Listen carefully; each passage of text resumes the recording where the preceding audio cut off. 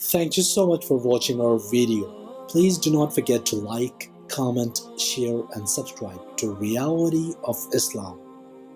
ROI کی speeches کو subscribe کر کے بیل آئیکن پر ضرور کلک کریں. جزاک اللہ. بسم اللہ الرحمن الرحیم. السلام علیکم ورحمۃ اللہ.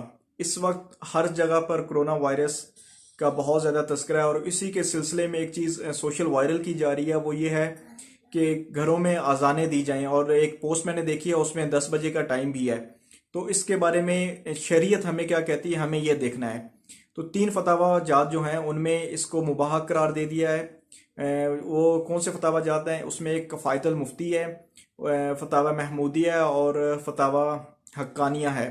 مباح عمل کون سا ہوتا ہے اس کا بھی ہمیں جاننا ضروری ہے. مباح عمل وہ ہوتا ہے جس کے کرنے کے اوپر ثواب نہیں ہے اور جس کے چھوڑنے کے اوپر گناہ بھی نہیں ہے. جو یہ تعریف ہے یہ ہم ڈسکرپشن میں بھی دے دیں گے انشاءاللہ تعالی، اور یہ جو تعریف ہے یہ تعریفات الفقہیہ میں موجود ہے. اور اس کے علاوہ جو فتویٰ احسن الفتاویٰ ہے مفتی رشید صاحب رحمہ اللہ کا، اس میں اس کے اوپر عدم جواز کا فتویٰ موجود ہے. تو اس لیے اس کو سنت بنانا یا اس کو اس قسم کی تشہیر کرنا کہ یہ ایک لازم قرار دیا جائے تو یہ بدعت میں شمار ہوگا.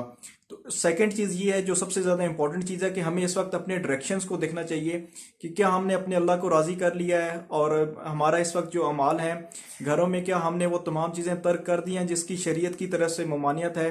کیا ہم نے اپنے دل کو صاف کر لیا ہے؟ تو یہ سب سے زیادہ امپورٹنٹ ہے. تو سب سے زیادہ امپورٹنٹ یہ چیز ہے، ٹی وی سے ان تمام چیزوں سے اپنے آپ کو بچائیں، گانوں سے، فلموں سے، ان تمام چیزوں سے اپنے آپ کو بچائیں. سچے دل سے توبہ کریں.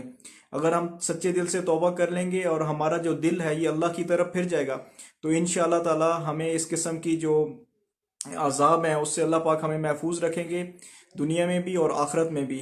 تو اپنے اللہ کو راضی کریں. سب سے زیادہ امپورٹنٹ یہ چیز ہے، جب مالک راضی ہوتا ہے تو پھر وہ بے شمار دیتا ہے. اور اگر یہ ہمارے اوپر اس وقت یہ آزمائش کا وقت ہے تو اس میں ثابت قدمی سے رہیں، جو احتیاطی تدابیر ہیں ان کو اختیار کریں، اور باقی اللہ کی طرف رجوع کریں اور کثرت سے استغفار اور سنت اعمال کے اوپر عمل درآمد ہو جائیں. جزاک اللہ. السلام علیکم ورحمۃ اللہ. وما علینا الا البلاغ. Thank you so much for watching our video.